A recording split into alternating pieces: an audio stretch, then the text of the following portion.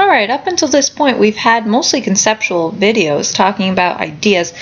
So let's actually do a problem. So Foot Locker uses sales per square foot as a measure of store productivity.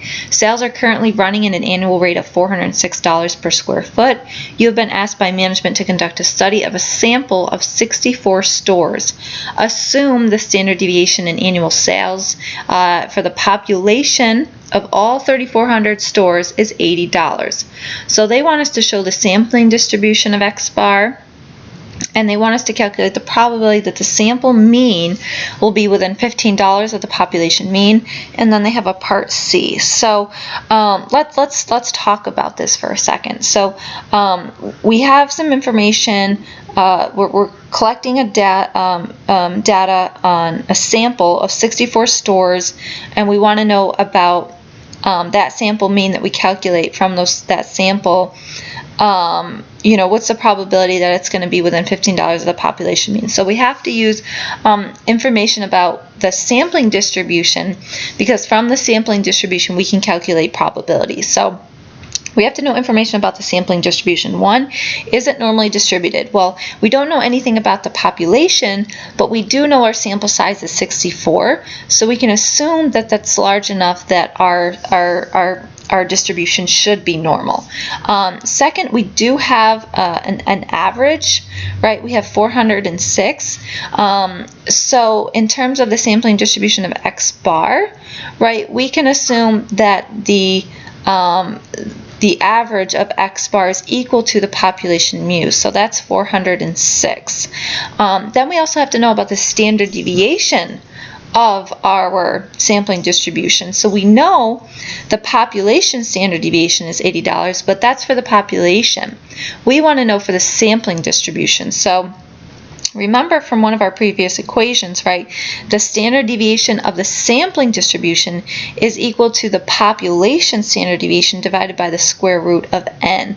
So we have all that information. They gave us the population standard deviation, and our sample size is 64, so we should be able to calculate that. So given that we know our standard error, right, the standard deviation of our sampling distribution, we know its measure of central tendency, we know its shape, we can now calculate probabilities. So that mostly everything we just talked about is the idea behind question A, right? Show the sampling distribution. Well, you want to show a normal distribution with a mean of 406, and then it has a standard error, right, which we'll calculate in a second. So let's go over to Excel and work there. One of the first things I like to do is write down the information that we know, right? We have a sample size of 40. We have a population size of 3,400. Please notice the difference. Big N is population size, little n is sample size. And they also gave us the standard deviation of the population, right? 80. So we have all that information. Let's see. All right, and then we also have the mean. Sorry, I think I wrote that before, and that didn't get shown. So the mean, right, we had that as 406 as well. So remember, we did talk about, hey, we can calculate the standard error, which is the standard deviation of the sampling distribution, right? That's just equal to the standard deviation population divided by the square root of n. Now remember, we're using little n. Why? Because remember, for the sampling distribution, you're going to have different ones depending on the sample size. So this standard error that we're calculating is for the sampling distribution for a sample size of 64, right? So remember, for the sampling distribution, it depends on the size of the sample, not of the population. So we're working with little n here. So we're going to get 10. So that's the standard error of our sampling distribution. So now we have all the information. We can now start to calculate probabilities. So they want to know what's the probability that the sample mean will be within $15 of the population mean. So remember, we have to calculate z-scores, because if we have z-scores, we can calculate probabilities. So remember, a z-score is just equal to x bar minus mu, right, divided by the standard deviation. We've learned about that in previous chapters. If you don't remember that, go back, review that. Or if you're still having problems with that, let me know. So the thing about this is we can do this a couple different ways for calculating these z-scores. Remember, we actually need two. We need one for the upper and one for the lower z-score, because they want that it's going to be within $15. So basically $15 below the population mean and $15 above the population mean. So we have those two values. So the thing is we can just actually plug in $15, right, for this equation for the z-score, right, the difference between our value and mu. They gave it to us. They told us they want it within $15. So the difference between our value and mu is 15, right? And then it's divided by the standard deviation of the sampling distribution. So the standard deviation of the sampling distribution is the standard error, so that's 10. So we want to use 10, not 80. Remember, 80 was used to calculate the standard deviation of the sampling distribution, which is the standard error. So we have that. So we have our first z-score, 1.5 standard deviations above the mean. And honestly, we can just, because it's symmetric, right, $15 above and below is the same z-score. It's just one is negative and one is positive. So this just is negative 1.5. If you don't trust me, you can just type in, right, negative $15, the difference between our value and mu, right? They want to know $15 below the mean, right, and divided by our standard deviation, right, is 10, right, it's just negative 1.5. So now we have our z-scores. So now we can calculate probability. So we can use our norm.s.distribution function, which we've learned about previously. Remember, we're using this because we are using z-scores. We are using a standard normal. So we can find it for, remember, we need two probabilities, one for the upper and one for the lower limits here. So we have our upper, and remember, cumulative is true. So that's our first probability, and our second probability, right, is equals to norm.s.distribution, right, for negative 1.5, and again, its cumulative is true, right? So we have these two probabilities. Now remember, we want to find the probability between these two values. So let me see if I can find a distribution, a picture of a normal distribution. In our slides. Let's just assume, let's look at this one right here. This one looks very easy. Let's assume that this is a normal distribution. This is our mean, right? And then we have our two z values. We have 1.5 standard deviations above the mean and 1.5 standard deviations below the mean. So the probabilities that we just calculated give us the cumulative probability, right? So for 1.5, it's giving us the area under the curve for all of this area, up until 1.5 standard deviations above the mean. But remember, we don't want all of the area. We want all of this area, but minus this area in the tail.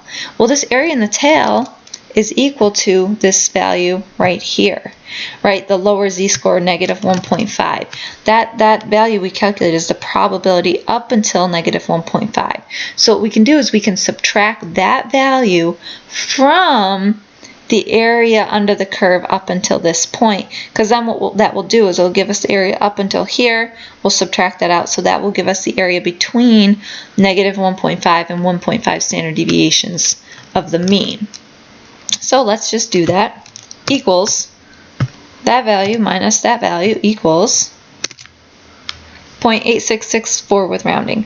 So there's basically an 87% chance that our sample mean, oops, sorry about that, falls within within $15 of the mean, right, which is what they asked us for. Sorry, I'm going to repeat that again because I clicked on the wrong slide. All right, so what is the probability that the sample mean will be within $15 of the population mean? Right, about 87%. Right, there's an 87% about, with rounding, chance that the sample mean will be within $15 of the population mean. So that's pretty good, right? That's a pretty high percentage. That's not too big of a range. So that would give us some good information.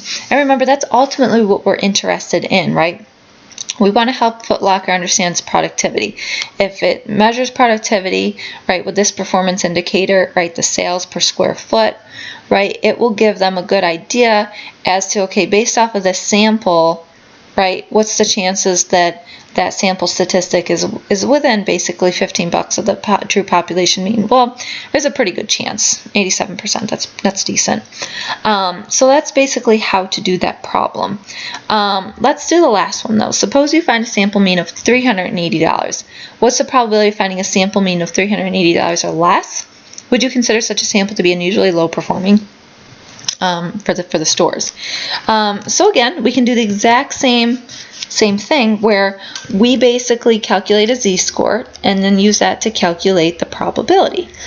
So this time the sample mean, right, they said was $380. So for the z-score for that, right, it's going to be equal to that score, how far it is from our mean. Our mean is 406, right, and divided by our standard error, right? Still using the same standard error because we're still using the same sample size. So we have that z-score. So now we can use the norm.s.distribution function for this z-score, negative 2.6, cumulative is true, to find our probability. So it's very low. So the probability that you would get a store with a sample mean of $380 or less is 0.005. So it's very small. So if you got that, that would probably be, yes, unusual. So again, that's just an example of why we need sampling distributions. We need to know the sample size, information about the population standard deviation, right? We use that information to calculate the standard error, right? Now we have information about our sampling distribution, its shape, its measure of central tendency, right? The population mu. We have its measure of dispersion, right? Standard deviation, its standard error. And we can use that information to calculate z-scores, to calculate probabilities, which is ultimately what we're interested in. We want to know that our sample statistic, right, what's the probability that it falls within a certain distance of our true population parameter. So again, I hope that makes sense. If you're unclear about anything, please, please, please reach out to me, right? We'll get it straightened out.